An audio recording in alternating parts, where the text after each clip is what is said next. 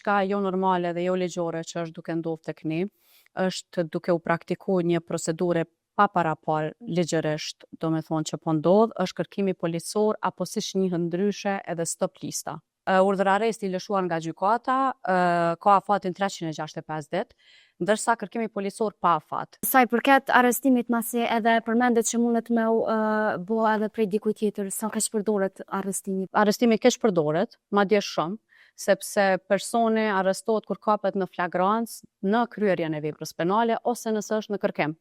Tek ne është duke u keq përdor dhe fatkeqësisht po ndodh shumë shpesh.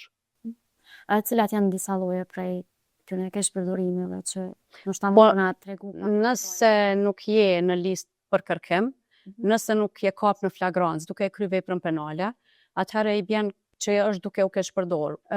Çka është diçka jo normale dhe jo ligjore që është duke ndodhur tek ne, është duke u praktikuar një procedurë pa parapar ligjërisht, domethënë që po ndodh, është kërkimi policor apo siç njihet ndryshe edhe stop lista. Pra futet personi në kërkim policor dhe qëndron ashtu me vite të tëra. Urdhër arresti i lëshuar nga gjykata ka afatin 365 ditë, ndërsa kërkimi policor pa afat. Dhe kjo po praktikohet si urdhër arrest.